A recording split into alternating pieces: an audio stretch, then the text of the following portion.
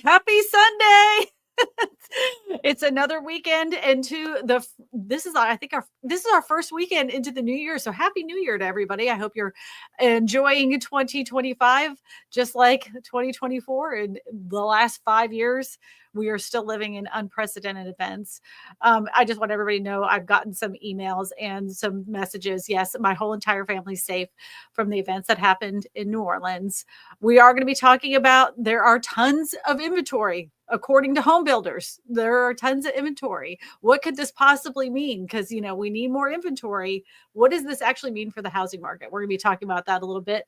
And we're going to be talking about how they say that the freeze of the housing market is no longer frozen. But before that, we got to run the intro. So, Eddie, go ahead and run that intro. Get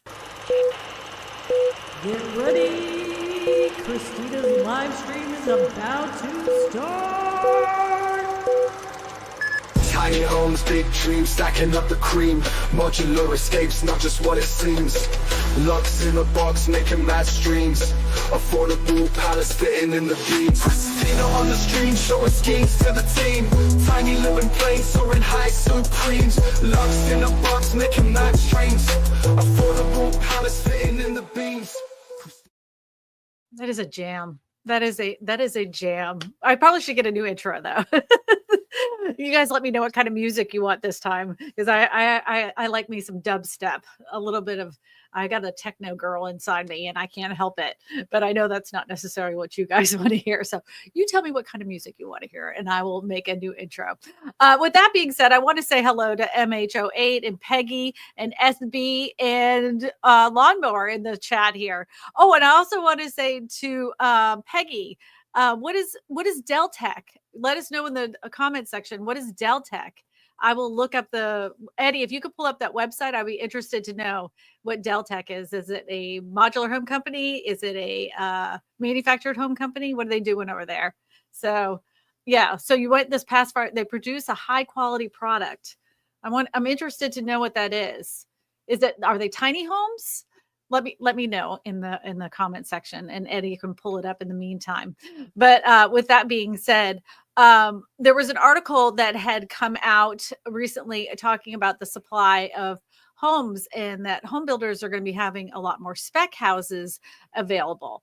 And on the surface, whenever you see there's a lot of inventory on the market, that usually means that home prices will start to come down. But as you know, many areas don't have that excess inventory. And what is the inventory that these home builders have? So we're going to go ahead and get into that article as soon as Eddie pulls it up on the screen. Elvis. Elvis. Oh, and while Eddie's pulling up that article, look, I changed my background. I hope you guys like it. I got a cat dabbing on the haters. Tapping on the haters. Okay, builders have the most unsold inventory since 2009. Here's what it means for the housing market. I read this article earlier, and it says the number of unsold completed new single-family homes in October of 2024 hit its highest level since 2009. And in your brain, you're probably thinking, well, that's alarming. This means that home prices will come down. Thank goodness. So let's get into the article. If you could scroll down just a scotch, Edward. All right, here we go. The October, I'm just going to get past the whole thing where it's highlighted. We're going to start reading there. The number of unsold completed new single family homes in October of 2024 was 113,000, with its highest level since August 2009, which was 118,000, although still far below the all-time high in September of 2007, which was 194,000. This still isn't alarming numbers. This raises a question, though. Is raising standing inventory simply a sign of new construction market is normalizing after a historic pandemic boom? Or do home builders, particularly in areas where unsold inventory is increasing the most, need to further affordability adjustments? You and I, we're on the same page. We want them to drop the price, such as cutting prices and offering greater incentives. I don't know about you. I want to know in the chat, would you much rather them drop the price of the house, or would you want them to give you more of incentives? Let's just say the incentive is like 6,000 in closing costs and upgraded flooring. Would you rather the 6,000 in closing costs and upgraded flooring, or would you rather them drop the price? So I want to know what your opinion is. To get better understanding, Resi Club rounded up 3 different perspectives explaining what the rise in unsold completed new inventory means. All right, let's scroll down. This is the number of completed homes for sale. So this is the chart, and you see, like, look, we have a rising number of homes.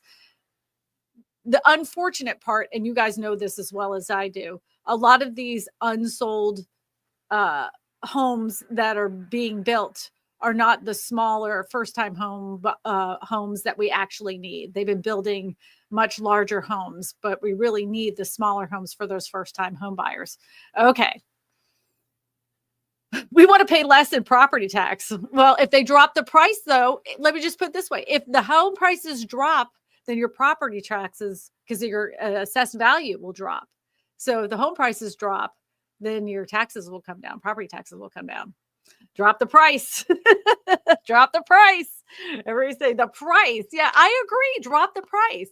The home builders say that they can't really do that because it isn't fair to the people that have already purchased, because they say that, you know, they want to keep the price the same, but they rather offer it in other incentives so the price is always the same throughout the neighborhood and that people don't lose value in their homes. But, you know, markets correct themselves, adjust the price, make it go down. That's what I think too. Hello from South Korea. Marriage Homes CEO says they're building more spec inventory because they're expecting a strong 2025 spring market. I don't know if interest rates, if he's taken a look at these, but anyway, speaking on CNBC in December, Philip Lord, the CEO of the publicly traded home builder Meritage Homes, said that the rising new home inventory isn't bearish for builders. Inventory is definitely up across the markets, both in existing inventory and is slowly coming back, and new construction is definitely up as well. But that's really intentional by its home builders, according to him. We still see an opportunity to fill the void, not enough existing home supply, by providing move-in ready inventory for all those customers that can't find inventory in their existing market, which is traditionally where they shop. So a lot of new home builders are building more speculative inventory to fill the void. And we're expecting a stronger spring selling season based on what we're seeing today. You and I mean, how many of you have seen like McMansions being built? You know, like, I would love to see neighborhoods that are like 2-bedroom, 1-bath. Those houses would sell like hotcakes. They're not filling that gap. Well, we know how they're filling that gap with build to rent. Go ahead and scroll down a bit. Drop the price. I'd rather use the money for what I need, which is may not be an upgrade to the house. Yeah. I mean, like, drop the price. Drop the price. Housing analyst Kevin Eerdman thinks that it's bullish, not bearish for a sign for builders. Most of the time, the number of completed homes for sale rises because there is a demand for them. That has been more true than today. Normally, we might worry that the end of the cycle, declining sales would lead to one last unsustainable increase in completed homes for sale. In today's market, builders need to keep working to add more completed homes to the inventory to increase sales. Rising inventory is bullish. Drop the price. Drop the price. Drop the price. All right, let's go to the next one. The next analyst says. All right. This is what he says. High standing inventory could prompt home builders to offer discounts or slow down activity in Texas and Florida, suggests an analyst, Rick Palacosis Jr. I hope I said his last name right. Home builders are heading into 2025 with a standing inventory, the highest standing inventory since 2010. Elevated mortgage rates more resale competition, and new home build industry push towards spec construction are contributing forces. Standing inventory varies locally, with Florida and the Southeast. In Texas, at all cycles, according to our survey. And you guys know that, like, around San Antonio, Texas, Austin, Texas, like all that little area in Texas, they had DFW, that area, they had a lot of new construction. So they're going to have a lot more supply. That's why you're starting to see home prices in Austin, Texas, which did double at one point. They're starting to adjust a little bit, not to the rate where, some of these, it's dropping 40%, the whole world's collapsing. It has not even reached that. But home builders are having to adjust. So you are seeing some prices come down in those areas. So anyway, standing inventory varies locally with Florida and the Southeast and in Texas in all cycles, according to our new survey. These three regions represent the meat of the new housing market. And Eddie, you got to scroll up. Eddie, you got to scroll up. Thank you. These three regions represent the meat of the new housing market. So any strategy slowing of the single family starts due to the shifting supply, a backdrop, will have major implications for overall industry growth. We are seeing single family home starts activity cool more than expected seasonally through November. And I think, like, if he's talking about Florida, and you correct me if I'm wrong, if you think about this, right? It isn't just that, there have a lot more inventory that's for sale. There's a lot more people that can't afford it because of the home insurance costs. So if you are going to offset to get people to be able to purchase your houses, the only incentive they could give them really to make it worth their while is to drop the price or pay for their homeowners insurance for like 3 years or something like that. I mean, the homeowners insurance in Florida is ridiculously high. Yeah. And it's the taxes will mess with you too, because I've seen this happen with people. That first year that you get your property taxes, you think it's only this amount of money when you buy a brand new house. But at that point, when you're that first year that you're living there, you're only paying for the taxes for the actual lot, not for the house that's sitting on it. Then following year is when you start paying the property taxes with the house on it. So maybe you pay for the property taxes for 2 years or something. That would be an incentive, maybe not to drop the price. I'm not giving builders any idea. I'm with you guys. We need to drop the price, drop the price in order for it to be affordable, and start making smaller houses that are more affordable. I know it's expensive, but if you're trying to unload inventory, like, make houses that people can afford. Oh, Eddie has the phone number on the screen here. You see this? This is 888-255-0197. We do have one phone call today, and it is a very good question. I'm so glad that she called. My AI robot still freaking interrupted her right in the middle of her talking, which was rude. No survey today. I was filming and I got ahead of myself. And then when I realized I didn't fill out the survey today. I'm sorry. I did a survey. Excuse me. Can you point the other way? What? Nope, the other way. You want me to point this way? That way. There you go. That's What? pointing to the number. My screen shows right here. That's wild. You had flipped it. Oh, maybe I need to flip my screen. Hold on. Look, we can do this. Boom. How about that? So now, is it on the right side now? Is it on the correct side now? Now Yes. it's on the correct side. Yes. There's a little like button that says mirror the image, and I had done it incorrectly. So now I'm pointing to the correct thing. So, thank you, Eduardo. Rent is much cheaper than buying right now. Currently, yes. Currently it is. But they just make it just under. Like, I was just talking to my husband, and his brother rents a 1-bedroom apartment in Atlanta. And it's tiny, $1,800 a month. Small little like studio apartment, $1,800. That is crazy to me, that rents have gotten up that high. back in my day when we got our first apartment, we paid $550, and I didn't even know I didn't even know how we were gonna do it. Wasn't it $550 or was it $850? That was our second apartment. Our second apartment was $850. And again, I didn't know how we were gonna do it. 550. Yeah, $550. That was our first apartment. Entry-level homes are still being snatched up in December 2024 and January 2025 per my Zillow saves. You know what? How smart are you? You're actually paying attention to the market to see what it's doing. And I don't know how many real estate agents, because they sit in these like little bubbles, right? And they hear these corporations talk and they say, we're not buying that much. We only own like little less than 1% or 2% of the market. We're not buying that much. But if they're buying 1 to 2% every single year, how many homes do they have?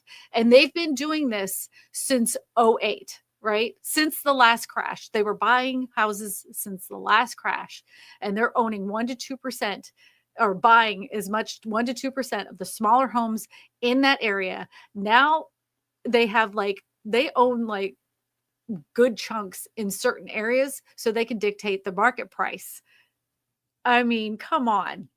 It's a real problem. It is a real problem. And if you ever read an article about it, they downplay the significance of Wall Street investors, like to the point where they vilify they say the problem isn't with Wall Street investors. They say the problem is with your mom and pop investors. They own more real estate and they're the real problem.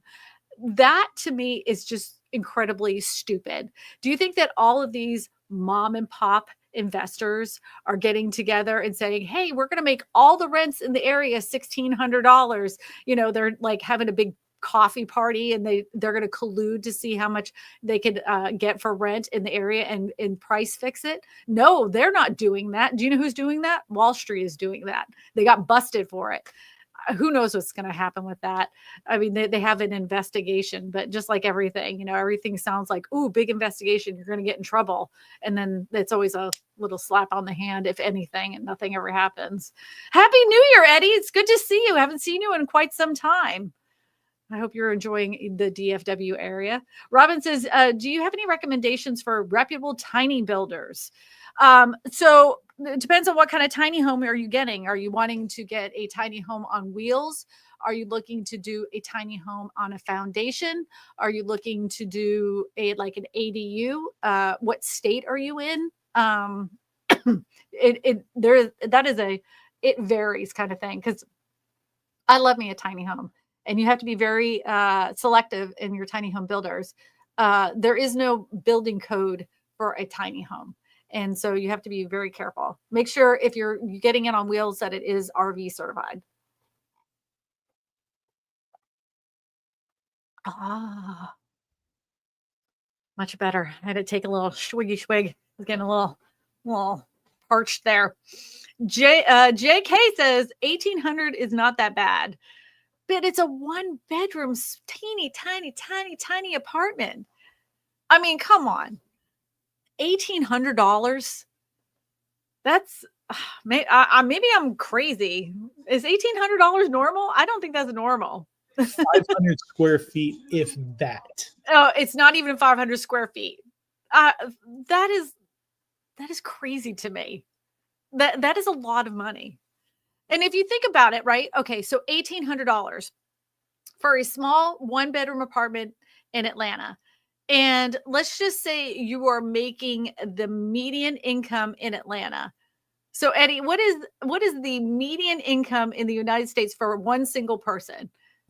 By the way, this is in Woodstock, so it's not directly. Yeah, it's not even in Atlanta. It's in Woodstock. It's outside of not 900 for a 2-bedroom, 2-bath. That would be great. That makes sense. 900 for 2-bedroom, 2-bath. Because I think the median income for a single person is like what, 52,000, Eddie? Or maybe it's less than that. Maybe it's 47. Eddie's pulling that statistic up for me, right? So they even have said like 45% of people's income now is going towards housing. Yeah, it's $45,000. So let's do a little calculator, right? Let's do this together. All right. So, calculator. All right. So, so 1800 times 12 equals, so 21,000. So if you're making $45,000 a year, $21,600 is going towards your rent. You're making the median income here in the United States, which is $45,000. You're renting a one-bedroom house, one bedroom, and you're spending $21,600 towards freaking rent a year. Now, that doesn't include your electricity, your water, your insurance. You got to get a car. You got to pay for the car. You got to pay for car insurance. People are struggling. I mean, this is not sustainable. I mean, where we're at today is not sustainable. Noreen says 1,800 for one bedroom in Atlanta isn't bad. It's not Atlanta. It's Woodstock. It's outside Atlanta. You got to drive about good 45 minutes to get in Atlanta. Rents were like $250 to $350 in my day, or $325. Sorry. Charlton says my first apartment, 3-level walk up, was $200 in 1977. Well, back in my day, in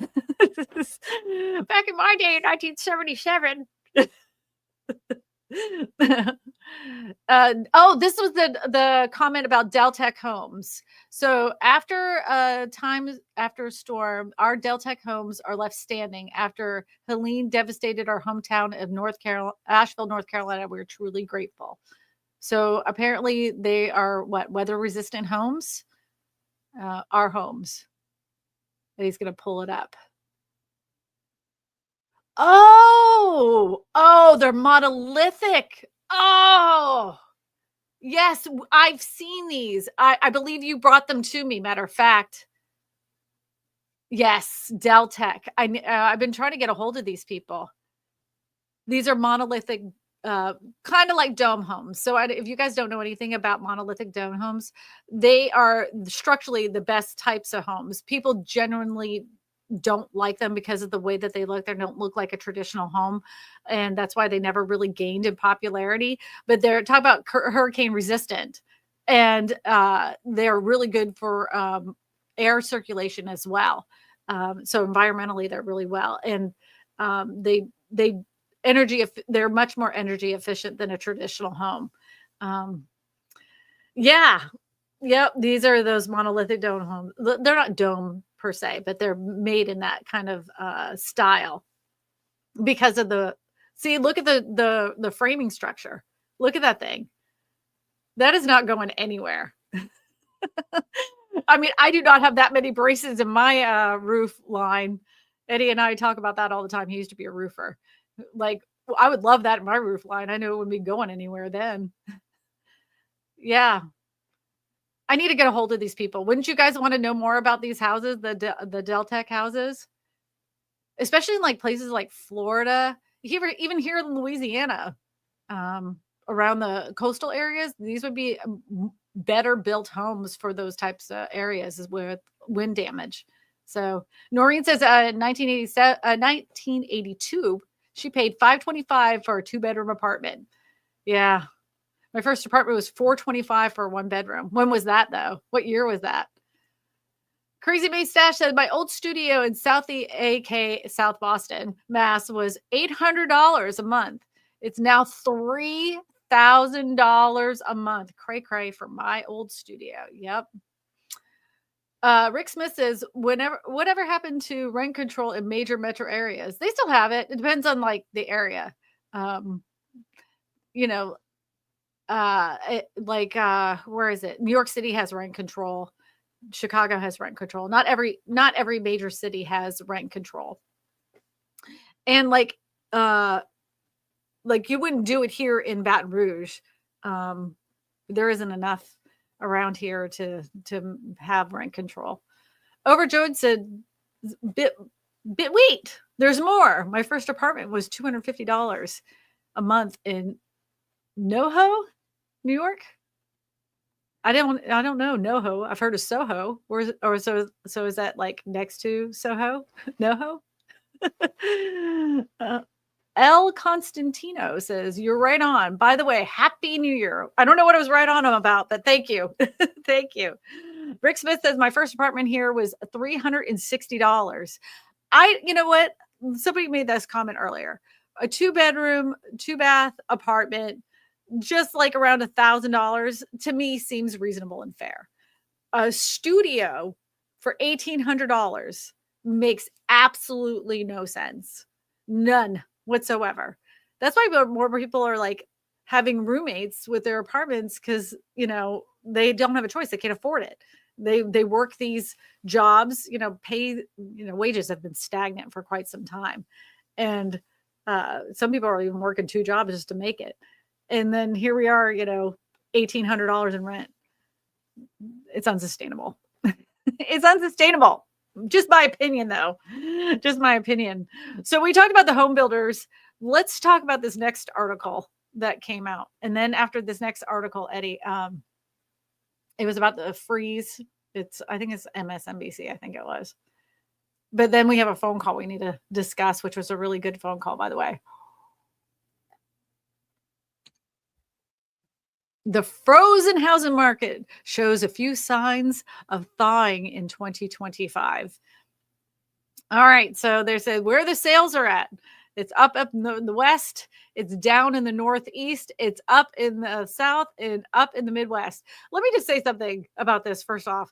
Anybody that I know that lives in the Northeast, the housing market has not their prices have not dipped. There hasn't been enough supply of homes on the market for them to sell. That's what is happening in the Northeast.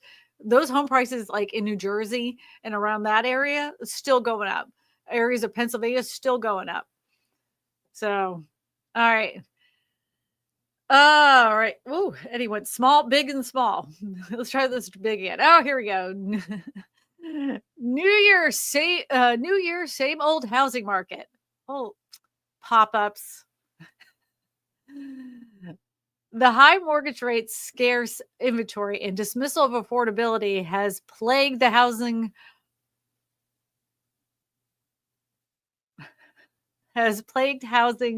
looks set to linger into 2025. Oh, so we're going to have a lot more of the same, according to this article.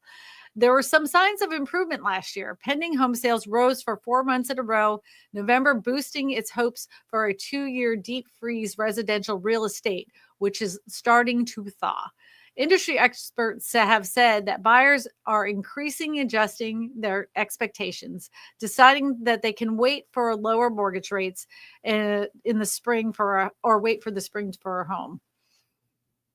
Thank you, Ricky Ashley. He even says that $1,800 for a small home in Woodstock is ridiculous. Woodstock is nice. You're right. All right, Eddie, could you scroll down a bit, please, sir? Happy New Year, Clark. Da, da, da, da, da, da, da. In some markets, customers are taking advantage of more available inventory. The National Association of Realtors chief economist Lawrence Yoon said in a statement, mortgage rates have averaged around 6% for the past 24 months. Buyers are no longer waiting or expecting mortgage rates to fall substantially, particularly in the South, where relatively more homes are available and jobs are plentiful. Pending home sales jumped 5.2% in November. Mortgage rates dipped last summer, ahead of the Federal Reserve's September interest cut rate.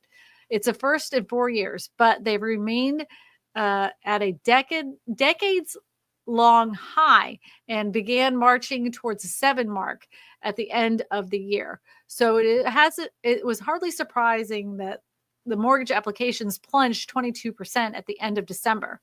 Granted, these are the slowest months of the home buying activity, with the central bank now signaling caution around the pace of further rate cuts in the next year. Hopes that they have been shelved, that the mortgage rates will fall sharply at any time. I say we're going to be in the 6s and the 7s all next year. I mean, this year, 2025. I don't know in my brain, because I've been so programmed as a kid. For some reason, I think of the year like when you're in school. I still do that in my brain. I have to switch it off. It says we are no longer having a view on mortgage rates going to the 5s next year or even the following. Robert Refkin, the CEO of the real estate company Compass, told CNBC last month, "We believe they will stay around the 6% range for the next 2 years." I'm saying 6.5, 7.5, between 6.5, 7.5. Broader economic uncertainties are also weighing on the housing market, particularly in the inflationary risk of President-elect Donald Trump's economic agenda. Economists widely agree that tariffs and more tax cuts, restricted immigration, threaten a rise in customer prices. We'll see what happens with that. Tariffs are not going to be good for home builders, that's for sure. Homebuilders told NBC News last fall, ahead of the election, that Trump's plan of mass deportation and undocumented people would hollow out the immigrant-heavy workforces, slowing construction and driving up prices. But some said that they doubted the incoming administration would carry out with such sweeping crackdown. Time will tell. He hasn't even in office yet. Time will tell. In the meantime, the bond market is already factoring some of these policies and uncertainties. And because mortgage rates are set by the yield of the 10-year Treasury notes, home buyers holding out for relief may be highly disappointed. A survey of mortgage lenders last year found that 56% of prospective buyers wanted mortgage rates between 5.5 to 5.75, a range that looks well out of reach for the next term. Elevated mortgage rates are a big factor. Worse home affordability in decades. No kidding. The Federal Reserve in Atlanta finds that affordability for the average income family is at its worst level since 2006. Many of those who have been getting into the market are stretching their budgets to do so. In an NBC News analyst of the federal data found that in October, that about 1 in 4 middle-income new homeowners, twice as many as a decade before, are buying into properties whose expenses leave them at a financially cost burden. So that means that they're house poor. And if we're looking at the cost of rent, even though it may be less, it's maybe less than a mortgage, right? It's still too high for the incomes that people are making. It's still too high. This persistent increases in prices and interest rates has created a challenging environment for both first-time home buyers and those looking up to move the property ladder. And if you guys have watched the previous live streams, they are saying that there is a record number of non-new homeowners. Like the first-time home buyers is way lower than it had been in years because the price is too high. Tell the home builders, drop the price. Many existing homeowners who previously secured an ultra-low mortgage rates are likely feeling locked in now, which intensifies the inventory shortage by further limiting the supply of homes on the market. If you guys don't know what locked in means, is that they got it themselves in a mortgage, let's just say that's under 4%. And now they're locked in because even if they wanted to buy a bigger home prices are higher, interest rates are higher, and what they could, what they would get for their house right now wouldn't cover out those costs. So they're not willing to take that payment for a bigger house that costs more money. It would cost them so much more to get into that newer house. So they feel like they have no choice. I think we're going to start seeing, and we need to pay attention to this. If people at Home Depot are starting to revamp their house, they're locked in. A lot of people I've talked to, like millennials that bought during the pandemic, they're like, I am going to die in this house. I'm going to make sure I'm buried in this house. There's no way I'm walking away from this house. Because when you're going to look at interest rates like that again, we're talking years down the road. If the interest rates were to go down to the 5s or even the 4s or even 3s, there's some other economic problem happening in order for that to happen. Noreen says, welcome to Current Times, Kristina. Apartments are ridiculously overpriced. I paid $1,600 for a 600 square foot apartment in Central Florida. That's the cheapest rent in my area. Well, Central Florida is not cheap. I remember Eddie and I used to live out there. We lived in Castleberry back in the day, and I used to work in Altamonte Springs. I know I said that wrong. It's Altamont, but I like to say Altamonte, so it sounds more fancy. You know what? Can you guys hold on for 1 second? I have to turn on the air conditioning. It's a little roasty in here. The lights made it hot. Hot. Oh, Lord. Are you feeling hot? How are you feeling? Hot. Pats fan. Go Pats. Happy New Year, everyone. Greetings from New Hampshire. Rocking those glasses, Kristina. I want to show you guys something. I have a pile of glasses all over the place. I have these ones. I have these ones. Wait, I got another set. I got these ones. And they're all doing the same thing, just so I can see the screen. Because once I take these off, it's like blurry. Blurry. Ta-da! Question. Do you think I am getting bait and switch when the loan application is $700 over my pre-approval monthly mortgage and $4,000 over my closing costs?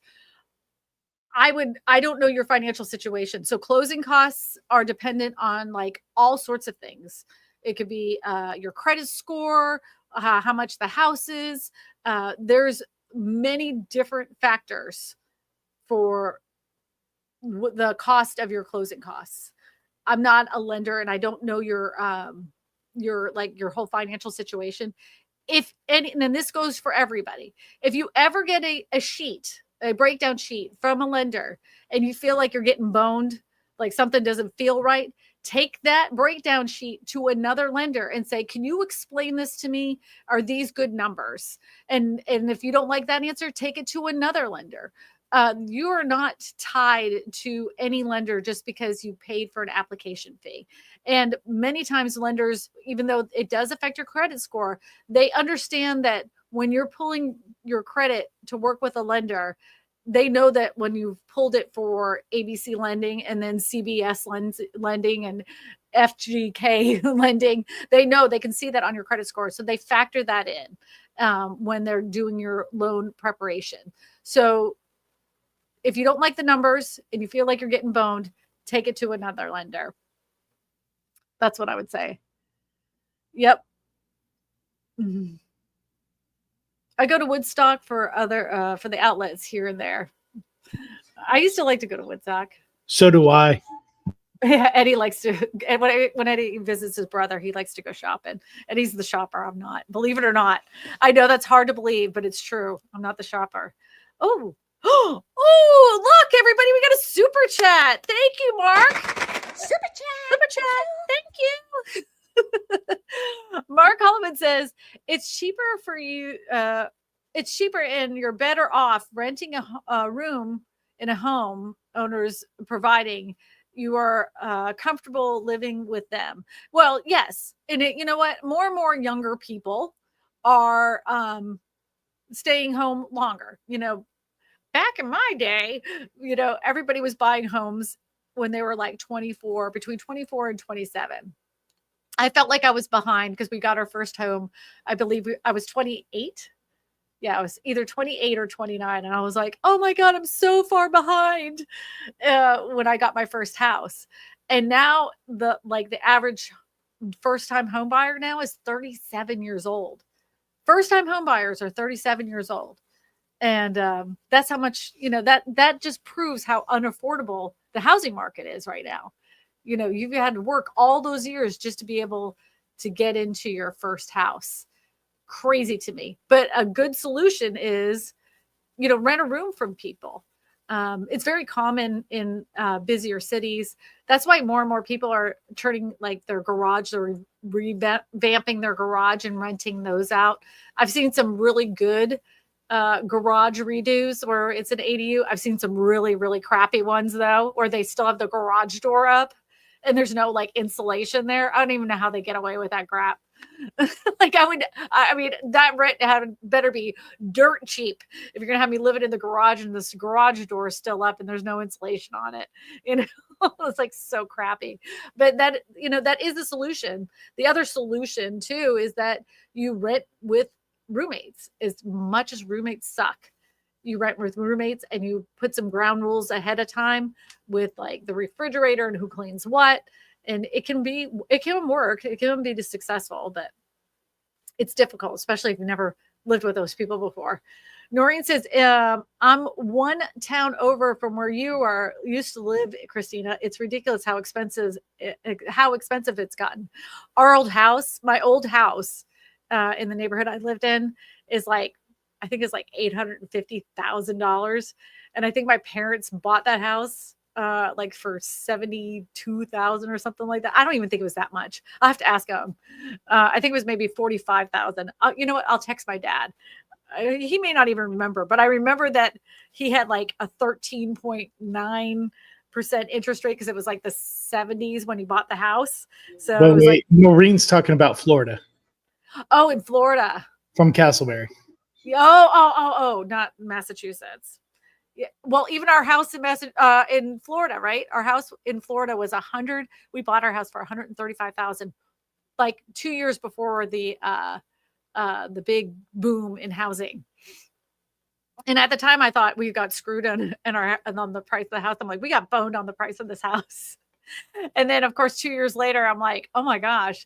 And then at that time, it had gone up all the way to like $350,000 at the peak, which was so stupid to me because I'm like, who would buy this house for $350,000? But people were buying them, and then of course the bottom fell out. We didn't sell our house for $350,000, that's for sure. But Kingston City, the first is here. It says, hi, I'm a little late today. Afternoon, everyone. It's all right. It's okay. I was a little late too. I was filming a new video. Minoka Home Solutions says New Smyrna Beach here. Yeah. I mean, if you own a home, I want to know how much is your home insurance and how many square feet is your house? Like how much is your home insurance and how much is your square footage of your house? Rick Smith says, did anyone in the country care about what's happening to seniors and how they're becoming homeless in record numbers? You know what? We're going to touch on that question in just a second because it really goes along with the phone call, and I'll tie those two together. Eddie, can you put that phone call up, please? Do. Gabriela, Santa Fe, New Mexico. Do you think we are undergoing, the nation, is undergoing an equity stripping? There's a lot of homes that are paid off in the United States, especially from baby boomers. And I think financial institutions, mortgage companies are eager to get that out into the market.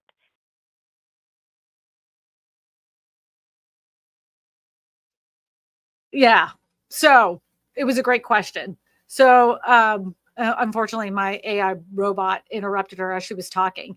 So she was saying, do you think that Wall Street is basically pushing to snag up as much of the equity that people have in their homes right now? And of course they are. Of course they know that baby boomers are sitting on this equity. And you know what Wall Street is doing now is they are not only they're building homes, not just for rent, build to rent homes. Not only are they building apartments, but they're building assisted living facilities. And their hope is that equity that's in those homes can now be filtered into their assisted living facilities. And we all know, like, private equity has not done any service for humanity here in the United States. We allowed them to get into our healthcare industry. They've done a garbage job. When you let industry run amok, it's not in the service and betterment of the rest of humanity. That is for sure. It's about them making more money. And yes, I think that they're trying to devise as many ways as possible to suck up the equity in our houses. It's an alarming number of homes that are completely paid off. Eddie, if you could look up that statistic for me, I think it's like over like 60% of homes are completely paid off. I could be wrong about that. Let's look that up. I could have been dreaming that. You know? But yeah, like of course they are, you know, and if you think about it, like they're not the only ones. Insurance agents know that you like, let's just say you're an elderly couple. They know that your biggest expense right now is probably your health care. But you're sitting on a house that's paid off. Those insurance companies know your house is paid off. So they're like, oh, they don't have that many expenses. We can keep bumping up their insurance rate on their houses. I'm not saying they're doing that, but it's very, very, very possible because, you know, they're all looking for this. I'm sure Eddie's finding that statistic. How many, like, I'm going to, while Eddie's looking up that statistic, how many houses do you think in the United States are completely paid off? I'm going to say 62%. That's what I think it is. Let's do percentage. Yeah. The percentage. Yeah, percentage, 62%. I say like 62% of homes in the United States are completely paid off. That's my guess. I'm guessing. I want to know what your guess is. I want to know what your guess is. Kristina, your AI robot interrupts people more than Bill Maher. Bill Maher, he's one of those people. You think 40%. 40% haven't paid off. I think it's 40%. Kelly says 70%. Alberto says 40%. 55%. 50%. Kevy says 49%. I think some people are cheating. What is it? What's the number? Eddie, what's the number? Let me know. 62%. Gilbert says 62%.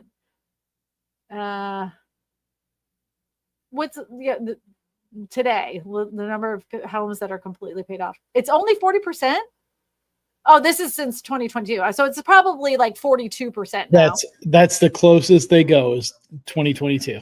Yeah. So, well, it says Redfin shows that 54% of baby boomers own their house. If you look at that little thing on the below, so I thought it was way higher than that. Again, I'm but that's only a baby boomers, not everybody. So I know, but her question was about the equity, right? Her question is, do you think that they're going to try to suck up as much equity as possible from baby boomers? Absolutely. Well, of course, just put them in a nursing home. There you go. Well, yeah. Well, and then and I heard this years ago. There was a way for the mother had some medical problems. She was going to have to go into assisted living. She didn't have any specific cash on hand. The way that they devised the contract was the equity in the home was going to pay for her medical care. She was in the assisted living situation for 5 freaking days. And unfortunately, she passed away. At that point, that house no longer belonged to her. It now belonged to the assisted living facility. This was I showed this story. It was probably 3 years ago. And they were trying to figure out how to get around this because obviously that isn't fair. Why would these people be able to extract $450,000 from this woman's equity that was in her house for a stay of 5 days? I don't know what the ending resolution was to that, but that was one way that, some of these private equity firms could suck up people's, their own equity in their homes, assisted care facilities that do these kind of contracts. Dr. Oz wants to privatize Medicare because he has a financial interest in it. Let's be realistic. Privatizing hospitals has turned into a nightmare. Privatizing medical care has turned into a nightmare. All it's done is increase cost. Privatizing dental has gone up. Now we're looking at privatizing all the vets' offices. They're more of these institutional investors are buying veterinarians' offices, and what they're doing is they're situating themselves where they're the cheapest in the area, right? They're just playing coconuts like this, right? They're the cheapest in the area until they bought out all the private practices. And then all of a sudden, once they own them all or the majority, the prices start going skyrocketing up. They're doing it with HVAC, right?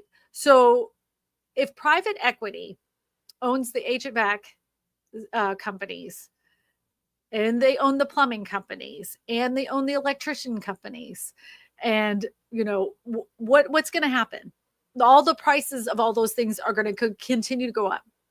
Privatizing all this stuff is not the answer, and allowing private equity to suck up as much as possible is not the answer. We have created monopolies, which was never supposed to happen. That's what we learned in school. These monopolies were never supposed to happen.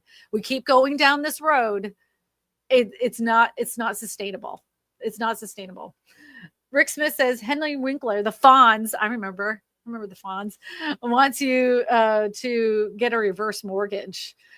I know nothing. I don't know enough about reverse mortgages to say yay or nay. I do know that like one of my friends who is a mortgage lender, his mom got a reverse mortgage. I think just like any mortgage package, I think there is a place for it for some people. Not everybody should get a reverse mortgage. I think there is a place like even like stated income loans. That is a package is for some people, just like interest only mortgages. That is not the answer for everybody, but it is the answer for some people. They can be used and used wisely. It's just that a lot of people take advantage of people when they're in a situation where they do need money. There's scumbags everywhere. And in some cases, the reverse mortgage is not worked out to be the thing that it was supposed to be intended for because of scummy people. Lita says, the private equity has quite literally destroyed U.S. healthcare and so many other things too. And they're going to destroy housing too. So if they keep buying up all these houses, right, they have to maintain these houses. And if they own the most of them, what makes them have to maintain those houses? If they own a bunch of single family homes or they own a bunch of different apartment complexes over a period of time, everything always at the beginning is utopia. Always. Everything is running smoothly. The yards look fantastic. They have great management. Everything's being taken care of. 10 years down the road, when those houses have been turned over several times with many different renters and the roof starts to cave in and everything, and they're just putting lipstick on a pig to get the next renter in. They're just putting layers and layers and layers of paint on there to cover up all the sins of the past renters. And they're no longer fixing things. Then those neighborhoods start looking more depressed. That's what's going to happen. And it's going to get more and more and more expensive because that's what their game is. Their game is in order to make things more expensive so they can go back to their shareholders and say what a great job they've been doing. And they haven't had to spend that much money on repairs because they're not repairing anything. Nightmare. I don't trust any government statistics anymore. I'll tell you what I don't trust, Rick. Statistics are like you can make numbers pretty much say whatever you want them to say and skew any report to say however you want it to say it. The jobs numbers are the ones that really get my goat. Those are the ones that really tick me off. How many people are currently unemployed? The way that they like finagle those numbers and be like, oh, we put this many houses or this many jobs on the market. And I'm like, what were those jobs? Were they minimum wage jobs? So people have to work two jobs. So it looks like two people filled jobs, but it's really one person filling two jobs. How many people have actually given up altogether finding a job? Those statistics drop off after so long. You know, there are people that have been more than a year without a job and they're not even included in the numbers anymore. Apparently they don't count. So yes, I agree with you. Government and numbers. I'm on the same page. Ann Larson says, get a regular mortgage. It's way safer. Yes. FHA mortgages are safe. And that's a government program. My first mortgage was an FHA loan. We have, I live in a rural part of Louisiana. We do rural development loans all the time. That is a safe product. USDA, or we call them rural development. Some people call them USDA loans. That is a safe product. There's plenty of good mortgages out there, good mortgage products that will help you with your financial situation. You just have to work with a lender and have them explain it to you. And if you don't understand something, tell them to explain it to you again. I always tell them, talk to me like I eat crayons. Like I want to understand at the simplest terms in order for me to get it. Because I mean, there's so many things that we just don't know. And there's no sin in asking for them to explain it again. Oh, so Eddie, go back to the question. I know I'm going to ask him.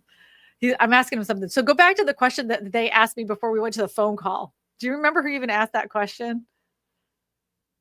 But I think it had to do with baby boomers and in their equity. But that was the phone call.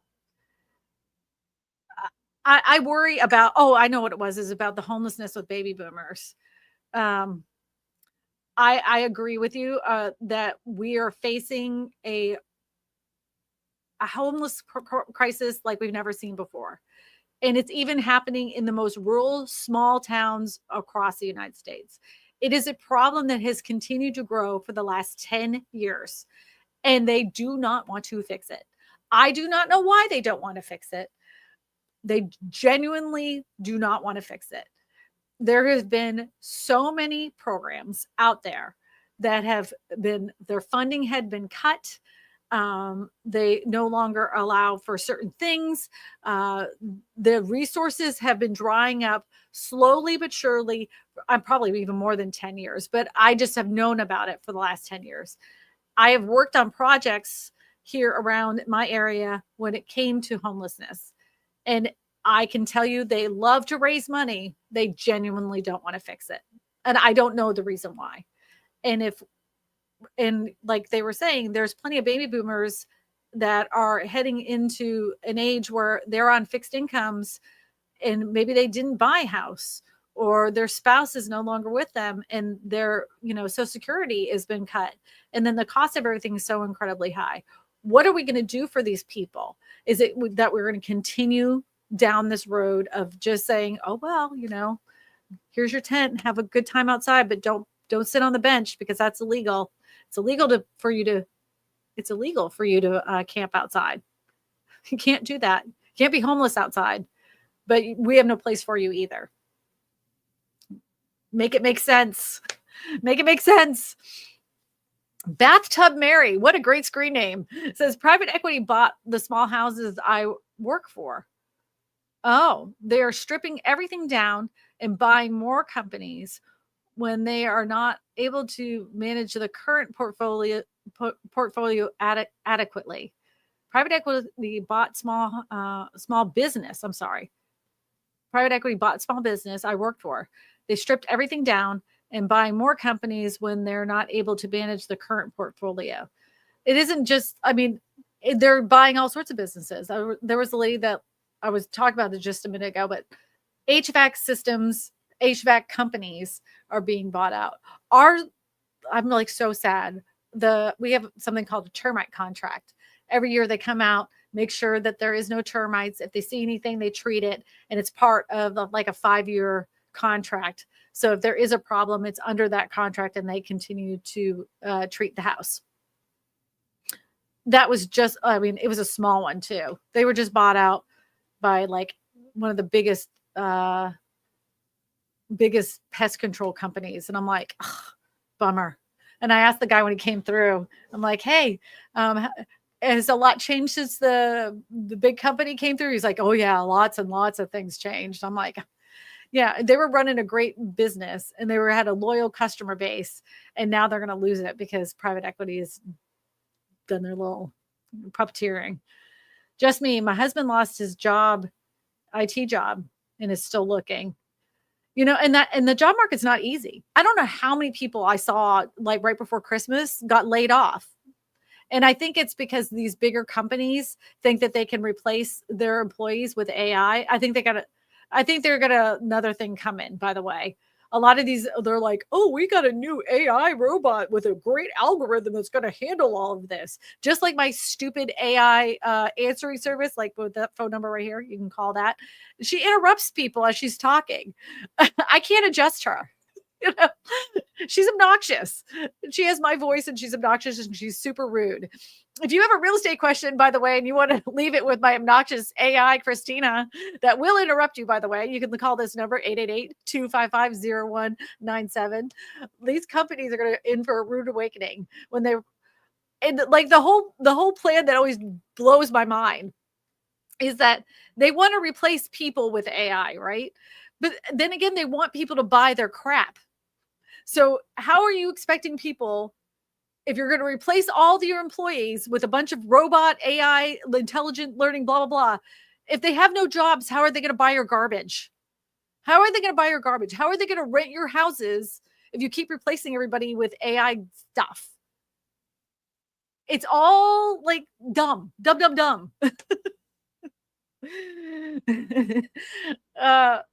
Deplorable says it's because they think it has to be survival of the fittest because you don't deserve to live.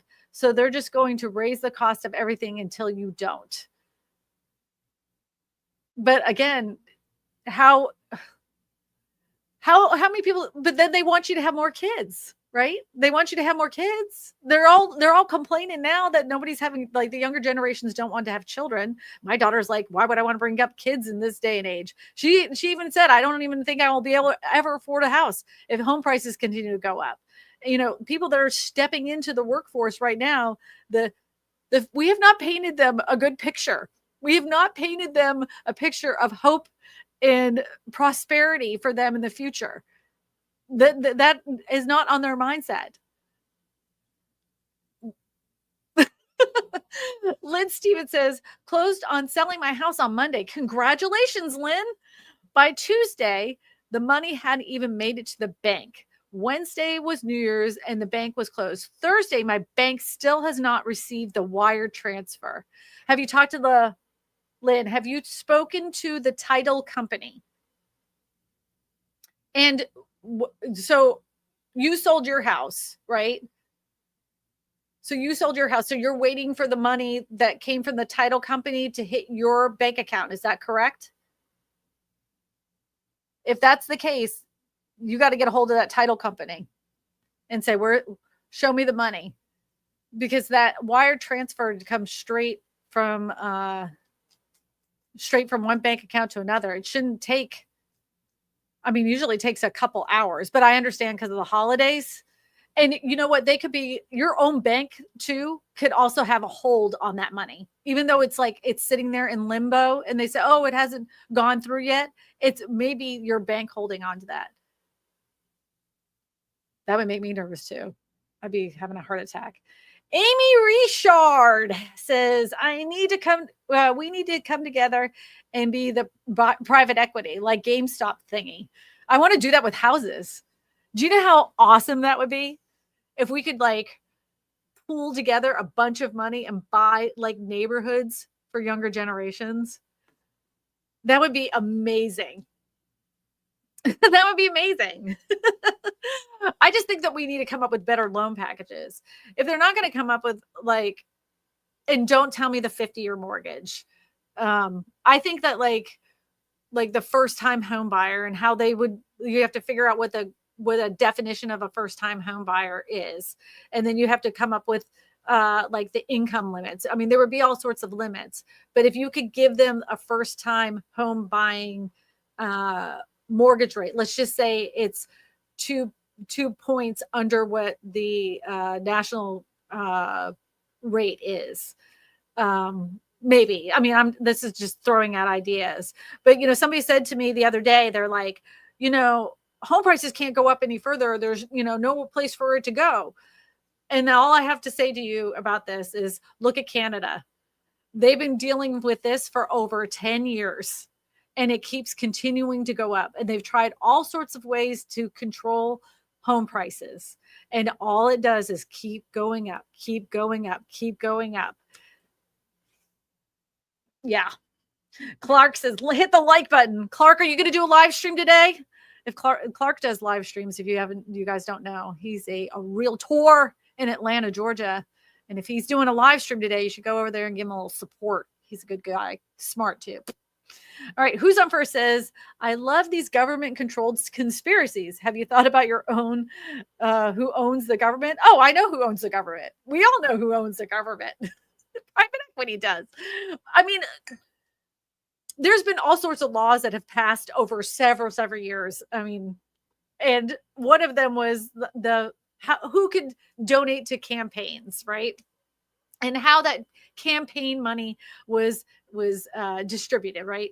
And then all of these PACs came around, these super PACs, and all of these super PACs, they're the ones who control what's actually being voted on and what we are allowed to get.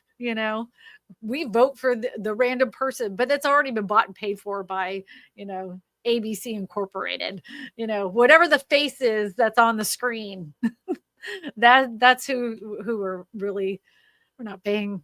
It doesn't matter. They're just little puppets, all of them. And it's been like that for years. So Modular Men, hi there, bud. Says, let's do a live stream answering modular home questions. Sure, let's do it. I love me some modular homes. Matter of fact, I'm doing a video not this Tuesday, but the following Tuesday about modular homes. I love to help to see people other opportunities on affordable housing. I agree. I got some modular home companies that I'm going to be talking about the best for 2025 to keep an eye out on. And some of them are building smaller homes. I might as well put in that Deltec Homes. Was it Deltec? Is that the name? Was that the name, Eddie? Deltec? I want to put them in there. They probably won't even know I'm going to shout them out because those homes are amazing. Yep. Peggy Maloff says, question, will you be presenting a 2025 Best of Modular Homes program soon? Amazingly enough, I will be not this Tuesday, but the following. Yes. Yeah. I'm doing a video on it. There's some cool companies out there. Yep. Da-da-da-da-dum. Da-da-da-da-dum. Got any questions? Go ahead and put them in the live stream. NAR owns the government. Are you talking about the National Association of Realtors? I can't say anything disparaging about the organization I pay my dues to. But if I could, I would have some commentary that I'd like to give on that, but I can't. I have to zip it, or I'm going to get myself a nice little fine. They have not done a big service to the people. I will say this. They've not done a big helpful service to the people that have been paying them dues for years. Some people will argue with me about that, but I will argue back. They've not represented the industry in a way that I feel like has been beneficial, period. Leave it at that. Sue N says, how about co-op mobile home parks? Those are good. Okay, so if you guys don't know what this is, what Sue's talking about is there are mobile home parks or trailer parks, as some people will call them, that are owned out by private equity. And what private equity does, of course, what they always do, they buy out the whole entire park and then they start raising the rents. And then they get it to the point where it's so high that they start evicting people. And then they get a free mobile home because the people can't afford to move the mobile home. And then they start renting out those mobile homes in that park. And now they own it all. Evil. They're just evil. But if you live in a co-op park, which means it's a cooperative, means that everybody in the subdivision, in that mobile home park, owns a piece of that property. So then it levelizes the rents to what's actually needs to be done to the park. For instance, when the lights go out, when the roads need to be repaired, the septic system for the park needs to be addressed, anything with water. Those are the only times that your rent increases in price. And they don't have to answer to shareholders. They have to answer to the residents. It's much like a condo association. So if you can find yourself a co-op mobile home park, that's going to be your best bet, especially with affordable housing. If you're looking for the most affordable way to get into a house where you're not having to pay, like an exorbitant rent, and you own your own home because you own the actual mobile home itself, co-op mobile home parks are going to be your best bet. Your best bet. Some people will disagree with me, but like, think about it. If you were, in the retirement age, your income was limited. You don't want to have to deal with mowing the lawns. You're a simple person. You don't need all the fancy stuff. You don't need a 3-bedroom, 2-bath. You don't want to vacuum all that stuff. You just want a nice little house to call your own. You're going to drink your coffee on the back porch and not have to worry about anything. And then your rent is levelized and you don't have to worry about it going up $1,000 next month unless something tragic happened in your neighborhood. I mean, that is a much better situation than the situation that a lot of people are facing when they're living in a mobile home park that has been owned by private equity.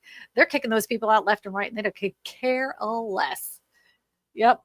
They're like, all you do is go on YouTube and say mobile home park evictions, and they'll evict a bunch of them. I have a couple videos. Go on my channel. You can see, you'll see right on the thumbnail, it says evictions on the mobile homes. That's they're just evicting them. They don't care. MH08 says, I just pop back into the States every 6 months. You just pop back into the States every 6 months. Oh, are you on a work visa? Like you work in another country and then you come back, or are you in the military? Sue says, thanks, Kristina, for talking about it. Well, what would it take to start one? A co-op? So I don't know if you've heard of, there's a company called Rock USA, and there's a few other ones. They're mostly up in the Northeast, but they are an organization that talks to all the homeowners in the actual mobile home park itself and helps them establish a co-op. If you were wanting to start your own cooperative, like basically from scratch, you would have to like buy the land, sell the lots, or, have the lots prepared for other people to bring in their mobile homes. And you can have it established from the get-go, it being a cooperative. That would be, you could do that on your own easily. You wouldn't have to like establish it it wouldn't take as much energy as it does trying to convince people that have already lived in the area to turn it into a co-op. A lot of times people are like, I'm not signing anything, not going to do it. Like, it's a lot easier if you start scratch that way. Greg Scallon, nice to see you, says, if I lost my mobile home because of private equity, because of equity groups, I would burn my mobile home down. And some people have. That is not unheard of. Again, go on YouTube, put in eviction of mobile homes, right? And you'll find news stories in local areas in Florida, all over, that like all of a sudden a mystery mobile home just caught fire, burned it down to the ground after the landlord sold to a private equity firm. That's not unheard of. Not saying I think it's right, but I understand. Clark says it's a shame what's happening to mobile home parks. You know what, though? Do you know what's even a bigger shame is the fact that if you go back in my content, I have been talking about this since 2018. I knew they were doing it back then. And I kept saying, if you don't think that they're going to do this to you in your neighborhoods, we're next. People that live in their houses. And I'm going to give you an example. So you see what they're doing with the mobile home parks, and they rent that land underneath it. And that's what gives them the opportunity and the leverage to scoot them out of their own homes. Now, let's put it this way. You live in a neighborhood, 100 houses, all right? Private equity starts buying a few houses a day, a few houses a year. Remember that only that 2%. So let's just say they're only buying 2 houses a year in your neighborhood. And slowly but surely, they are taking over that neighborhood. Now they have the number of votes needed to overrule any HOA rules. And do you think those rules are going to help you or work against you? Right? They're going to work against you. And they're going to increase those HOA dues. So then more and more people will be forced to sell their homes. Now they have more rentals. It's the next step. As crazy as that sounds, a total lunacy, right? Totally crazy. It's just right around the corner. I'm telling you, they are pure evil. Pure evil. It's not about bettering humanity. It's not about lifting people up. It's not trying to make the community better. It's about them making more money to themselves. Yep. I concur. If you don't agree, I'd love to know. Let me know in the comments section. I had a real estate agent on here, and they were like, "Oh, they're just creating a boogeyman. Private equity isn't really the problem. They only own 2% of houses." I'm like, they're buying 2% of houses. If they're buying 2 to 3% of houses in a specific area, and they've been doing it for the last since 2008. So that's last 20 years. And they've been doing that. How much do they own now? And of course, it's not just one private equity firm. There's a bunch of them. But, yep. Eddie, he's going to quote my favorite quote. Now, I'm not saying he should have killed her, but I understand. I'm not saying it's right, but I understand.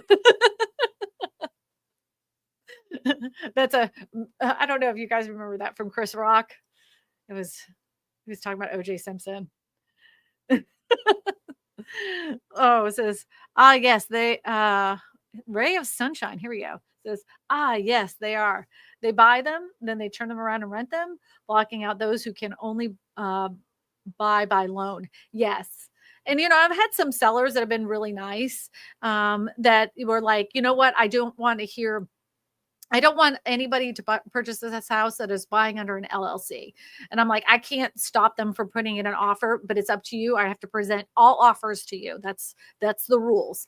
And so whenever they would see that it was coming from an LLC, some of them would just scoot it away. They only wanted to work with home buyers. Back in the day, we used to be able to do these things called love letters, where people would say, me and my 3 kids want to buy this house together, and blah, blah, blah. You can't do that anymore. They say that's a big giant no. People still try, and I do present it to the sellers, but I tell them, look, I'm not supposed to present this to you. I have a letter here that came from the home buyers with the offer. It's up to you. Do you want to read it or not? That's up to you. And then they say, well, yes or no. I'll leave it at that. Chris Rock and Kristina. Yeah. I'm not saying I agree with it, but I understand.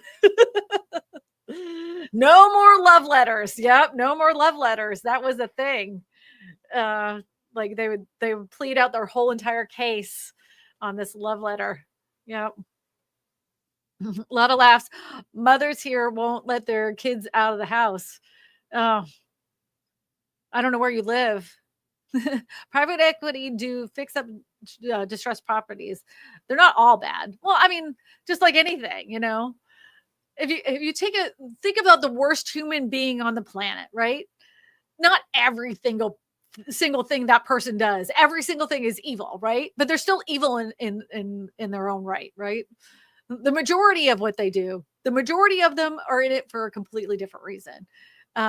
It's kind of like house flippers, right? People are like, oh, the house flippers, they are terrible, awful, awful, awful. Not all house flippers are terrible. Some of them do a fantastic job and take a really crappy house and turn it around and make it more livable for the next generation to enjoy instead of tearing it down. But, there's a good portion of house flippers out there that are really, really terrible. They're really awful. They do it really cheap. Just like anything. Yep. Rick Smith says, beyond horrible what's happened in New Orleans. No kidding. Oh, I'm just speaking.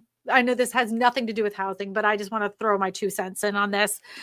Nothing is more embarrassing to me than hearing people with was supposed to be a higher official presence here in New Orleans, in Louisiana, are hired government officials that we have voted on, get up in front of the camera and shoot the words that they have out of their mouths. It is highly embarrassing. The people that live in that area are literally mortified and horrified, but they have been complaining about the presence of law enforcement in and around the quarter for the longest time.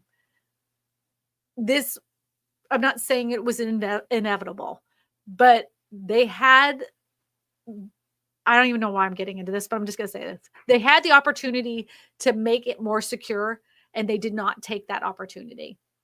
And I'll leave it at that. It's the government officials in our area need to zip it and think about what they're going to say before they get on camera. All of them are looking for that soundbite moment that they could share across social media to make them look like tough guys. And all they're doing is making themselves look like morons. Ugh. Hit the like button, Clark says. All right. So Robert has a question. It says, question, if my HOA has a pending lawsuit, do mortgage companies usually turn the loan down? I was in escrow twice and it fell through. So what did your title attorney say was the problem? Because mortgage companies do not like problems with the HOA. It can delay the closing to your house. The mortgage may not go through if there's some kind of legal issue with your HOA. I wish that we'd have more neighborhoods that don't have HOAs. Do you know why there's so many HOAs? Speaking of conspiracies, this isn't even a conspiracy. This is the truth. All new neighborhoods, I would say 98% of new houses that are built here in the United States are in an HOA, and they're built before they're even approved on. They have to have an HOA. And the reason being is the city doesn't want to have to maintain the roads, the lights, the subdivision frontage, any kind of weather-related incident. They don't want to have to take care of it. And in order for that to not happen, they establish an HOA that has the dues that takes care of all of that. So they don't have to. So then they approve more subdivisions where it's off their books. They don't have to worry about mowing those lawns across the road in front of the subdivision. That's up to the subdivision itself. It's we've created this mess and it's turned into a nightmare. Yep. Minnie's Art Studio says, can the city officials help with coordinating with corporate takeovers? Can city officials help with corporate takeovers? Well, they can make it easier for them. And you know what? There can be local legislation. We don't have to go to the federal government for any of this stuff to happen, right? You can even, as small as your little HOA is, right? You can have a meeting. And in that meeting, you can bring it up to the board members to add something to the covenants of your HOA that no more of your subdivision, no more than 20% or 10%, whatever the percentage is, can be sold to an LLC and turn into a rental property. You can make that a rule in your HOAs. You can do that today. You can.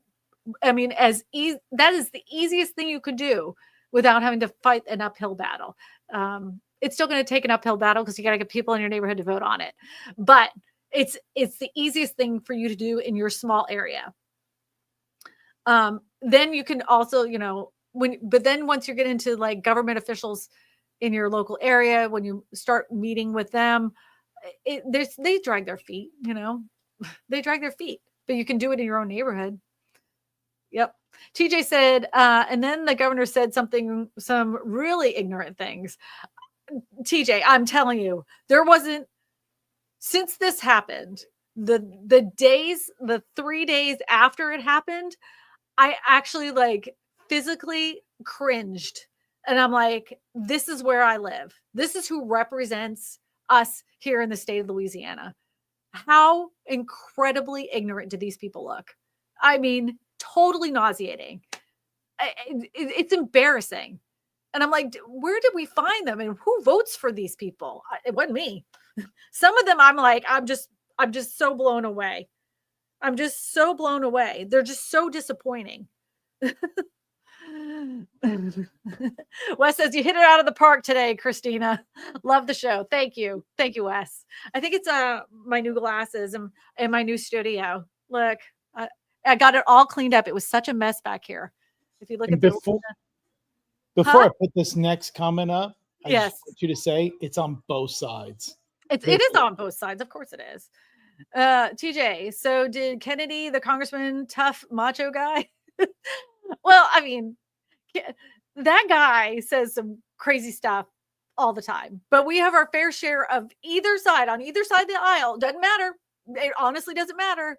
These officials in Louisiana, doesn't matter if they have an R or a D behind their names, have dropped the ball and made themselves all look like morons when it comes to this situation. And this isn't the first time. If you dial back and go on your Wayback Machine and go back all the way to Katrina, they did the same thing. The same thing. It's like the animals are running the zoo. Like all these ridiculous people are like, no, you don't have to be in the news to whatever. This has nothing to do with housing. I got to stop. I'm going to get too passionate. Yeah, they're all corrupt idiots. You're right, Overjoyed, that you're correct. They're all corrupt idiots. But back to home equity. I don't know if you know this, but in the city of New Orleans, this was a smart thing that the government officials did do, but it's all backed by the hotel industry. We had a explosion in New Orleans of condos being built and turned into Airbnbs. And of course, the hotel industry lobbied against that. Now they have a restriction. Now you can be grandfathered in if you had an Airbnb beforehand, you'd still have an Airbnb. But it stopped a lot of new construction of condos in the area because they were all going to be turned into short-term Airbnbs because it was putting a wrench in the gears of the hotel industry, because people are like, well, why would we get a hotel when we can get a nice Airbnb? So anyways, Rick Smith said you should run for governor, Louisiana, Kristina. No. You know why? Louisiana is, I'm not from here. And they're very prideful of people that have lived here and lived here for generations. And Kristina here has not. I wouldn't make it very far. We need Kristina in Congress. I don't know if I can handle the heat, I don't know. Non-Mono says, appreciate your expertise on the real estate and your opinions on the matters. Fair perspectives, very fair perspectives, Kristina. Thank you. Sometimes I can't read the comments though. That is probably the most frustrating thing about myself, is that I try to read too fast and then I can't. I embarrass myself. Rob says, I hear you, Kristina. They are all crooks. Yeah. It isn't just in the state of Louisiana. It goes all the way up. All the way up. And this video that I'm filming for this Tuesday, I talk about the reasons why we're in this situation a lot. And it ends up being so depressing. And most of these videos, they get a lot of views, but I never really talk about the solutions. And my upcoming video, I'm going to be talking, of course, explaining how we got to the situation where the affordability crisis is at where we're at. It has many of these things we just talked about on the live stream. But I'm going to be talking about the solutions to that problem so we can sidestep some of this corporate baloney, right? You may not even like the answers or the solutions to the problem, but we have to think of real estate in a completely different way if we're going to be able to get these kids, our kids, my kids, in the steps of a home ownership. Because the traditional way that we did it, we got to save our 20% or maybe even only 5% with our FHA loan, isn't going to work when home prices at the median are $500,000. So what other way can we do it? And I've came up with some ideas. So you're going to have to look for that video on Tuesday. You can let me know if you like that idea or not. So Greg Scallon says, so you cleaned the back area. Wasn't Eddie back there? No, Eddie was not back there. He hates coming in this room. He's like, it's so messy, but it's my mess. And I know wherever everything is in this messy little room. So, Hey, you're saying this Tuesday or Tuesday the 14th? The Tuesday, the 14th is the video about the modular homes. This week is going to be about what's going on with the housing market, why we're in the affordability crisis that we're in today and the solutions that I have for it. That's this Tuesday. You got it, Eddie? I guess he did. Thank you for clarifying. Thank you. Living in Arizona says, great video, Kristina, especially talking about neighborhoods to protect themselves for the HOA from the 20% rentals. Then companies would have to build more affordable rentals and probably get the government help. Yes. Yeah, that is for sure. That is for sure. All right, everybody, if you want to listen to this or share this podcast with any of your friends and family, go to anywhere you listen to podcasts. Just type in real estate for everyone. My name, Kristina Smallhorn, and you'll see anywhere you listen to podcasts, I'm there. I would love for you to share it. And if you like it and there's a space for you to leave a comment, leave a comment. Eddie told me to tell you that. He's like, you got to get people to leave comments on the podcasts. Thank you. Go ahead. You're welcome. Leave a comment there. And then if you want to get a hold of me this week and you have a question that you need to ask me personally, or you're looking for a real estate agent in your specific area, because I'm connected to a bunch of them, go to my website, KristinaSmallhorn.com. Go ahead and click on any of the pink buttons and fill out the form. Please leave your phone number so I can get a hold of you. We can talk on the phone about your real estate needs. If you have any just specific question, there's a little comment section there. Just ask your question and I will answer you back. I am a little slow on getting a hold of you. I will get a hold of you probably Wednesday or Thursday of this week.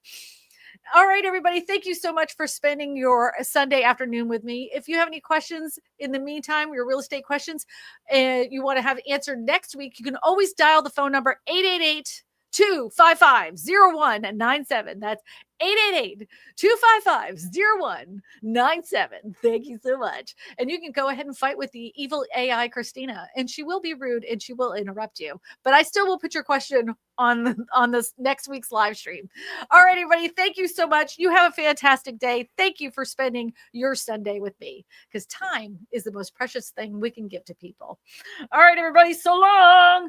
Farewell. Avita Zane. Eddie, roll that outro. Do. Everybody can dance out. You can dance out the outro. Kristina signing off. This stream's about to close. Tiny homes, big dreams, the wisdom she bestows. Real estate queen, always keeping us in toes. Hustle on 1,000, every vibe she shows.